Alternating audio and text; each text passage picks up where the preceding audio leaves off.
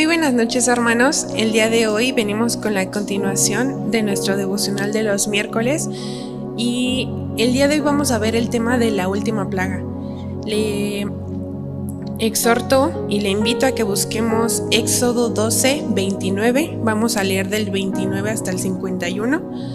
Y antes de comenzar, le recuerdo y le invito que terminalizando este video nos reunimos en Zoom para poder debatir y hablar sobre este tema. Entonces anímese a escuchar y a nutrirnos más de la palabra de Dios. Antes de comenzar, pues vamos a orar. Entonces lo acompaño a que ore conmigo desde su casa.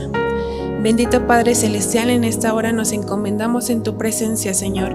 Padre, te pedimos que guíes en este momento, que seas tú quien nos guíe en todo, en esta palabra, que nos ayudes a entenderla y sobre todo a atesorarla en nuestros corazones, Señor. Guíanos, Espíritu Santo, y muévete en nosotros, Padre. En el nombre de Cristo Jesús. Amén. Bien, hermano, entonces vamos a Éxodo 12, 29 y vamos a leer hasta el 51. Muerte de los primogénitos. Y aconteció que a la medianoche Jehová hirió a todo primogénito en la tierra de Egipto, desde el primogénito de Faraón, que se sentaba sobre su trono, hasta el primogénito del cautivo que estaba en la cárcel, y todo primogénito de los animales. Y se levantó aquella noche Faraón, él y todos sus siervos, y todos los egipcios, y hubo un gran clamor en Egipto, porque no había casa donde no hubiese un muerto. E hizo llamar a Moisés y a Aarón de noche y les dijo: Salid en medio de mi pueblo vosotros y los hijos de Israel, e id, servid a Jehová como habéis dicho. Tomad también vuestras ovejas y vuestras vacas como habéis dicho, e idos y bendecidme también a mí. Y los egipcios apremiaban al pueblo, dándose prisa a echarlos por la tierra, porque decían: todos somos muertos. Y llevó el pueblo su masa antes que se leudase, sus masas envueltas en sus sábanas sobre sus hombros.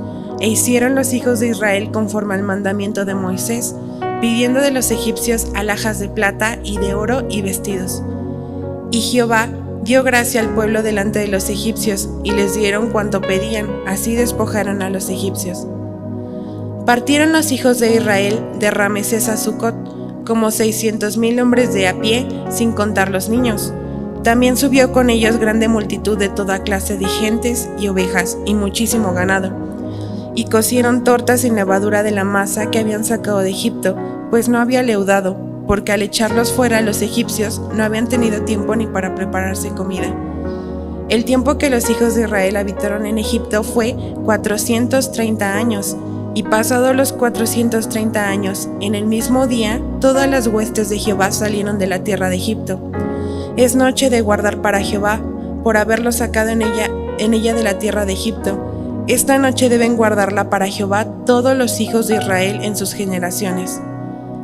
Y Jehová dijo a Moisés y a Aarón: Esta es la ordenanza de la Pascua, ningún extraño comerá de ella, mas todo siervo humano comprado por dinero comerá de ella después que lo hubiera circuncidado.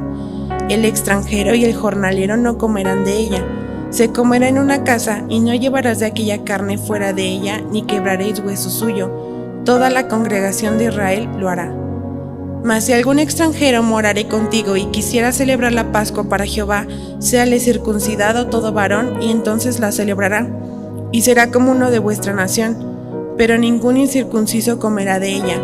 La misma ley será para el natural y para el extranjero que habitar entre vosotros. Así lo hicieron todos los hijos de Israel, como mandó Jehová a Moisés y a Aarón, así lo hicieron. Y en aquel mismo día sacó Jehová a los hijos de Israel de la tierra de Egipto por sus ejércitos. Bueno, hermano, las tinieblas mantuvieron a los egipcios en ansiedad y horror durante 3 días y con sus noches. Ahora su reposo lo interrumpe una calamidad mucho más terrible. Había algo que había impactado por completo toda una nación. La plaga atacó a sus primogénitos, el gozo y la esperanza de sus familias. Cada uno había muerto. Hermano, quiero que en este momento, de verdad, utilicemos nuestra imaginación y pensemos lo que sería perder a cada primogénito que existiera en México. Si el clamor es muy fuerte cuando perdemos a un ser querido, quiero que imaginemos el clamor que había en esos momentos en Egipto. Cuán terrible, cuán abatidos debieron de sentirse en ese momento y cuánto sonaba el clamor de Egipto en esos momentos. Esta plaga abarcó desde el trono hasta el calabozo. El príncipe y el campesino quedaban al mismo nivel ante los juicios de Dios. El ángel destructor, como mensajero del dolor, entró a cada vivienda que no tuviera la señal de la sangre y realizó una diligencia espantosa, sin dejar casa en que no hubiera un muerto. Los hijos de Dios, sus primogénitos, se salvaron. Los egipcios habían matado y acabado con cada primogénito que había de los judíos. Pero Dios se encargó de terminar con cada primogénito de Egipto. Ahora vamos a ver cómo el orgullo de Faraón es abatido. Faraón era una persona soberbia, era autoritario y sobre todo nunca dejó que ninguna de estas plagas de verdad le afectara en algo. Pero podemos ver algo impresionante en el versículo 30. Faraón llora por su hijo. Vemos como una persona inquebrantable, una persona de corazón duro, una persona soberbia, comienza a llorar. Pero es que no solo llora por la pérdida de su hijo, también llora por la dureza, por su fría terquedad. Llora por no haber oído cuando tuvo la oportunidad de oírlo. Llora y no hay consuelo para él. Llora porque es demasiado tarde. Creo que muchos de nosotros nos llegamos a ver en esta situación y a veces pensamos, si pudiera volvería atrás y hacer las cosas diferente, si hubiera escuchado los consejos que me dieron en ese momento, si hubiera aprovechado el tiempo, si actuaría distinto, si pudiera volver al tiempo y cambiar lo que está pasando. La triste verdad es que ni tú ni yo podemos cambiar eso. No podemos volver al tiempo atrás. No tenemos la capacidad de volver, pero sí tenemos la capacidad de aprender de nuestros errores y avanzar. Hermano, hoy te invito a que perdones tu pasado y te perdones a ti mismo. Perdona a los que te lastimaron y pide perdón por aquellos a quienes tú lastimaste. Aprende de cada error que cometimos, de cada decisión apresurada, de cada decisión que la hicimos mal, de cada palabra equivocada, de cada actitud negativa. Aprende y avanza. Avanza hacia un nuevo propósito, avanza hacia nuevas oportunidades, avanza hacia un nuevo tiempo con Dios. Avance hacia los sueños que postergaste o diste por perdidos. Avancemos, hermanos, porque aún nos queda camino por recorrer. Aún nuestro tiempo no ha terminado y no estamos solos. El Dios sobrenatural camina junto a ti. También podemos ver en el versículo 31 y 34 la rápida y desesperada decisión de Faraón. Podemos ver que todos los egipcios ya no querían al pueblo de Israel, ya no los querían ahí. ¿Por qué? Porque tenían ya el temor de Dios. Habían visto todas las plagas que se habían desatado en Egipto y habían visto como cientos de personas, miles de personas morían. A tal grado de que todos salían, querían que se fueran tan rápido que todos los egipcios les entregaban oro, les entregaban todo lo que tuvieran con tal de que se fueran.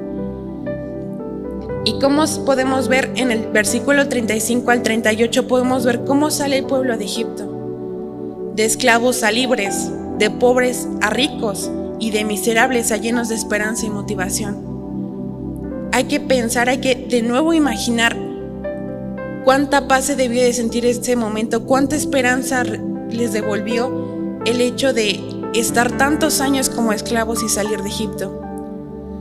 ¿Sabías que creer en Jesús como tu Señor y Salvador te cambia la vida completamente? ¿Sabías que la salvación y la vida de Jesús te hacen rico en todas las áreas de tu vida? Sí, hermanos, somos ricos. Somos ricos para perdonar, somos ricos para amar, para ser pacientes, para gozar, para ser agradecidos, para vivir, para disfrutar, para soñar, para crecer y para avanzar. Somos muy ricos. Eres rico porque en el Señor nada te falta y en Él todo lo puedes. Disfrútalo. En el versículo 37 y 39 podemos ver que por fin salen de Egipto. Comienza el éxodo. Podemos ver que en el versículo 40 y en el 41 están los años que vivieron en Egipto, 430 años viviendo en Egipto, y por lo menos la mayoría de las personas que estaban ahí, la mitad de ese tiempo vivió siendo esclavo. Pero ahora salen como una nación libre, salen todos, e incluso no solo salen el pueblo de Dios. La Biblia nos menciona que salen unos cuantos egipcios que se engancharon con ellos. Ellos reconocieron el poder de Dios en esos momentos, reconocieron que el Dios de los hebreos era el único Dios y se unieron a ellos. Esa noche de muerte y dolor para algunos fue también una noche de vida y liberación para otros. Podemos ver también la Pascua. Dado la cantidad de extranjeros que se unieron a la salida de los israelitas, Dios le da una orden a Moisés y a Aarón con respecto a la Pascua. Y podemos ver en los últimos versículos, que son el 43 y en el 45, que les explican que no pueden dejar que ningún extranjero coma, no sin antes ser circuncidado.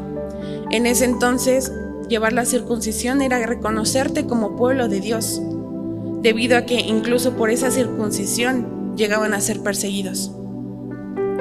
Había tantos egipcios que se habían rendido ante el Dios de los hebreos, que era tantísimo que tuvieron que poner estas reglas. Y si algún extranjero quisiera participar de la Pascua, realmente tendrían que hacerlo, porque tendrían que entender el significado que era para ellos. Y esto lo podemos aplicar en nuestra vida, hermano. Si quieres pertenecer, tienes que santificarte. Para esos egipcios tenían que tener una pertenencia como pueblo de Dios ahora. Nunca Dios les dijo, tú no puedes ser mi hijo, tú no puedes llegar a ser mi pueblo. Claro que sí. En ese entonces era la circuncisión el medio en el que iban a llegar. No puedes seguir a Dios viviendo a tu manera. Para pertenecer al reino de Dios tienes que creer en Jesús y recibirle como tu Señor. Ya no necesitamos la circuncisión, pero sí necesitamos aceptar a Dios, aceptar a Jesús en nuestro corazón. Y sobre todo, hoy, hermano, Dios nos invita a hacer algo muy grande. Hoy Dios nos invita a renunciar a lo que Dios rechaza. Hay algo por lo que todos aún padecemos. Siempre estaremos con pecado porque no somos perfectos. Pero hay algo en especial a la que Dios te invita a que rechaces el día de hoy. Te pido, hermano, que te des un tiempo con Dios en este día, no mañana, no pasado, en este día. Y si tú aún no sabes qué es aquello que te impide dejar tu Egipto, te pido que le pidas a Dios que te muestre realmente en aquello en lo que estás fallando, en aquello en lo que aún no puedes rechazar, en lo que no puedes renunciar. Tengamos un tiempo con Dios, hermanos, y renunciemos a lo que Dios rechaza. Dios le bendiga. Buenas noches.